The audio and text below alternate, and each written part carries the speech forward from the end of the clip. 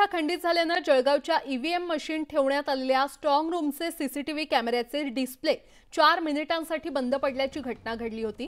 या प्रकरणावरून ठाकरेंच्या पक्षाचे नेते उन्मेष पाटलांनी निवडणूक आयोगाकडे तक्रार केली आहे। जनरेटरचा बॅकअप असताना, इन्व्हर्टरचा बॅकअप असताना डिस्प्ले बंद होत असतील तर ही संशयास्पद बाब असल्याचा आरोप त्यांनी केलाय।